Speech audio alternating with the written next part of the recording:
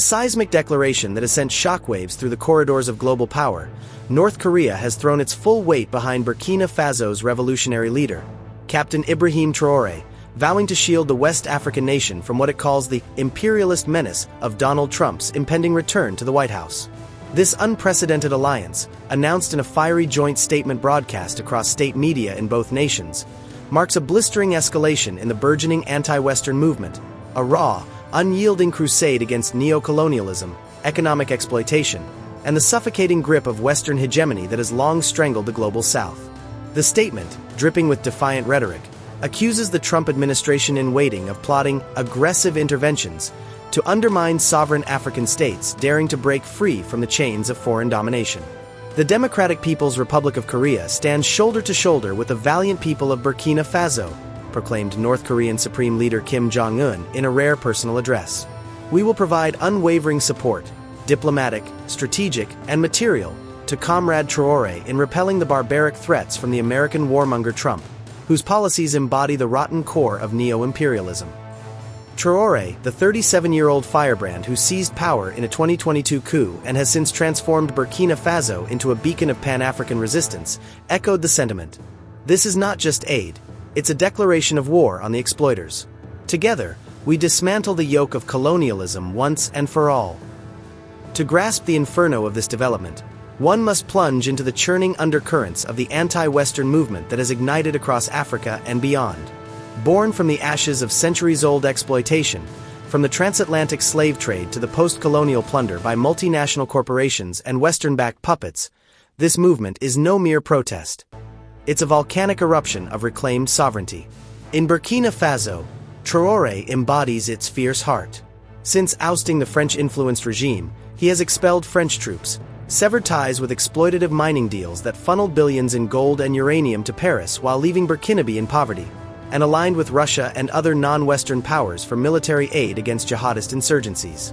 His mantra, "Homeland or Death," resonates with a generation weary of IMF loans that trap nations in debt servitude, World Bank reforms that privatize public resources for Western profit, and NATO's shadowy interventions disguised as humanitarian aid.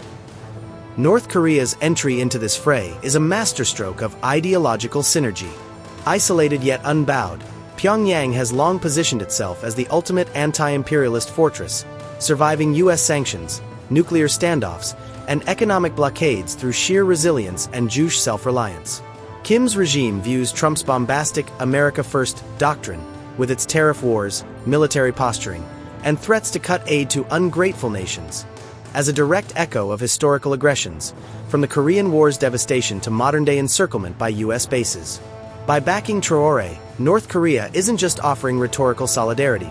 Whispers from diplomatic circles suggest covert shipments of arms, cybersecurity expertise to counter Western surveillance, and even agricultural tech to bolster food sovereignty against climate-induced famines exacerbated by global inequalities. This pact surges amid a broader anti-neo-colonialist tidal wave sweeping the continent. In neighboring Mali and Niger, military juntas have similarly booted out French and U.S. forces, forming the Alliance of Sahel States, AES, as a bulwark against ECOWAS, seen as a Western proxy. Further afield, Ethiopia's defiance in the Grand Ethiopian Renaissance Dam dispute defies US-backed Egyptian pressures, while South Africa's BRICS maneuvering chips away at dollar dominance. These aren't isolated sparks. They're a conflagration fueled by revelations of exploitation, like how Western firms extract 90% of Africa's raw materials while reinvesting a pittance, or how neo-colonial debt mechanisms siphon $88 billion annually from the continent, per UN estimates. The movement draws ideological fire from historical giants. Thomas Sankara's ghost haunts Traoré's speeches, invoking Burkina Faso's assassinated leader who railed against imperialist wolves. Frantz Fanon's Wretched of the Earth rise in chants across protests. And Kwame Nkrumah's Pan-African vision morphs into modern calls for multipolar alliances with China, Russia, and now North Korea. Yet, the threat from Trump looms like a gathering storm. As the twice-elected president prepares to reclaim the Oval Office, his past rhetoric, labeling African nations shithole countries, threatening military action against perceived adversaries, and promising to drain the swamp of foreign aid, signals a potential crackdown on defiant states. Insiders fear renewed sanctions on Burkina Faso for its Russian ties, drone strikes under the guise of counterterrorism, or even covert operations to reinstall pliable leaders. North Korea's support could include missile tech know-how or nuclear deterrence posturing, raising the stakes to thermonuclear levels. Critics decry this as reckless adventurism, but proponents see it as the ultimate rebuke to a world order where the West dictates terms while hoarding vaccines, technology, and wealth during pandemics and crises. As alliances harden and rhetoric boils over, the world watches with bated breath. Will this North Korea-Burkina Faso axis inspire a domino effect, galvanizing more nations to join the anti-exploitation front? Or will it provoke a fierce Western backlash, escalating into proxy conflicts that redraw global fault lines? The flames are rising, but the full blaze is yet to unfold. This explosive North Korean lifeline arrives at a crucible moment in global geopolitics, when the United States, self-anointed as the world's so-called policeman, has brazenly shredded international law through a litany of invasions, covert operations, and resource plundering that rivals the darkest chapters of colonial rapacity. From the ashes of Iraq's 2003 illegal occupation, justified by fabricated weapons of mass destruction claims that violated UN Charter prohibitions on aggression, to the 2011 NATO-led bombardment of Libya that toppled Muammar Gaddafi under the guise of responsibility to protect, a doctrine weaponized to mask regime change. America's track record is a scorched earth manifesto of hypocrisy. In Africa, this imperial overreach manifests as a voracious appetite for the continent's riches. Cobalt and copper mines in the Democratic Republic of Congo, DRC, forcibly evicted communities amid human rights atrocities, with US-backed multinationals reaping billions while locals endure exploitation echoing colonial-era forced labor. Uganda and Rwanda, propped by Western aid, have been accused in International Court of Justice filings of plundering Congolese resources during occupations that flouted sovereignty and fueled endless conflict. The illicit extraction, gold, diamonds, coltan, by foreign actors in the DRC alone has sustained armed groups, perpetuating violations of international humanitarian law and draining an estimated $1 billion annually from a nation where 60% live in poverty. This isn't policing, it's piracy under the stars and stripes, where drone strikes in Somalia and bases in Djibouti serve as launch pads for counterterrorism that conveniently secures oil routes and mineral access, all while ignoring UN resolutions decrying such unilateralism. Enter North Korea's audacious pivot. No longer content with diplomatic nods, Pyongyang has signaled its readiness to unleash every military support imaginable to Burkina Faso, transforming Traoré's regime into an impregnable fortress against Yankee encroachments. Drawing from historical ties, resumed in 2023 when Burkina Faso sought to diversify arms suppliers amid its jihadist wars, this commitment escalates dramatically. Traoré himself has publicly clamored for more North Korean weapons, and reports swirl of elite commandos already deployed to shield the young leader from assassination plots and insurgent threats. Now, in this fictional yet plausible 2026 surge, insiders whisper of advanced missile systems, artillery blueprints, cyber warfare training, and even nuclear deterrence consultations, all funneled covertly to Ouagadougou. Kim Jong-un's regime, masters of asymmetric warfare honed against US sanctions, sees in Traoré a kindred spirit, both nations battered by Western blockades, both defiant in pursuing self-reliant defense. This isn't mere aid, it's a transfer of revolutionary know-how, from tunnel networks evading surveillance to guerrilla tactics that turned the Korean peninsula into a quagmire for invaders. For Burkina Faso, reeling from French expulsion and ECOWAS sanctions, this backup means fortified borders, upgraded special forces, and a deterrent against Trump's vowed tough love, perhaps airstrikes or CIA-orchestrated coups disguised as democracy promotion. But the true game-changer lies in North Korea's vow to fortify the alliance of Sahel states, AES, the tripartite powerhouse of Burkina Faso, Mali, and Niger that has become the spearhead of Africa's anti-neo-colonial renaissance. Forged in September 2023 from the embers of military coups that ousted pro-Western puppets, the AES, under the Liptako-Gourma Charter, began as a mutual defense pact against jihadist hordes and French meddling.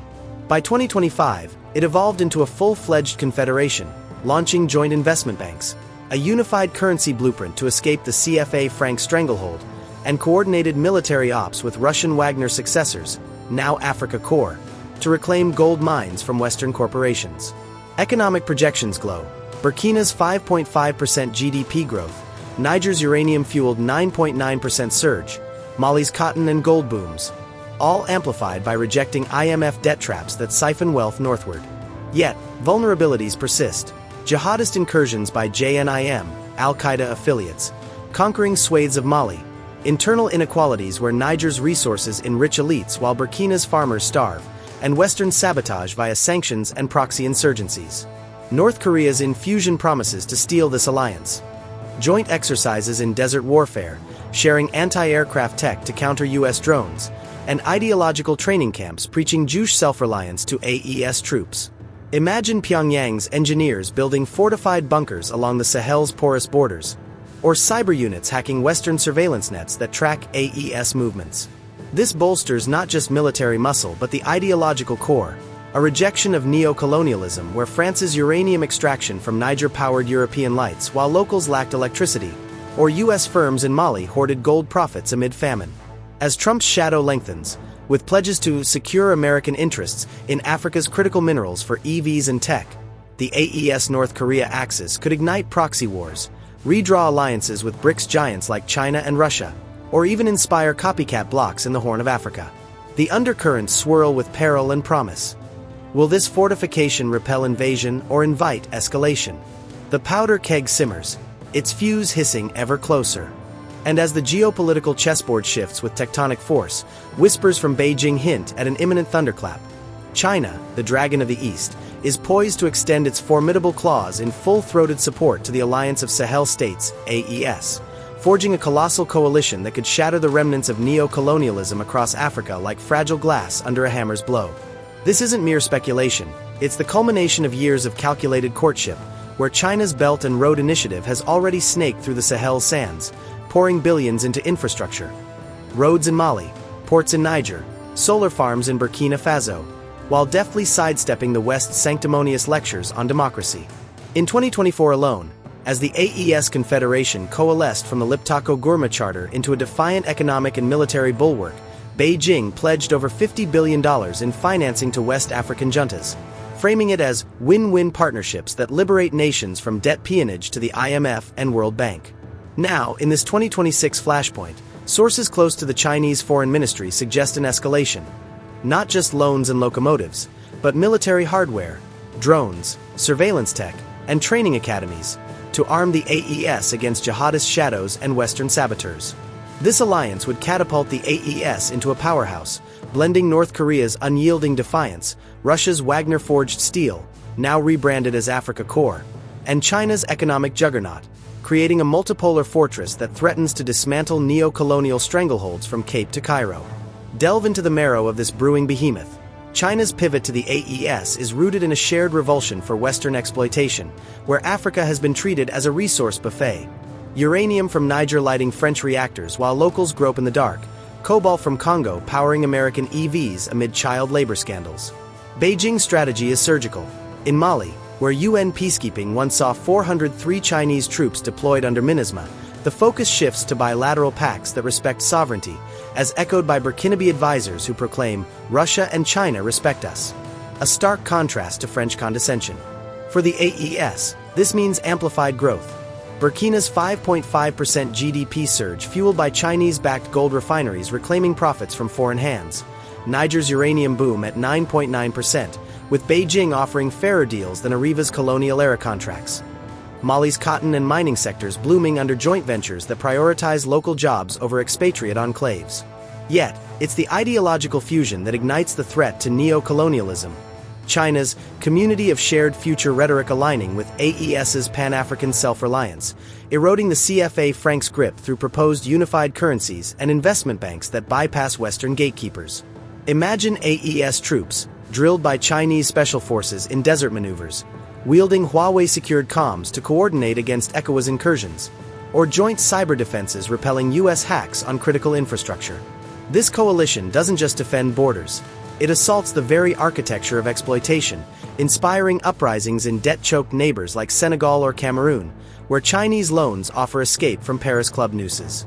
At the epicenter of this storm stands Captain Ibrahim Traore, whose electrifying speech today in Ouagadougou's Revolution Square, broadcast live to a roaring crowd of thousands, unveiled the deepening veins of collaboration with North Korea, a bond forged in the fires of mutual resistance.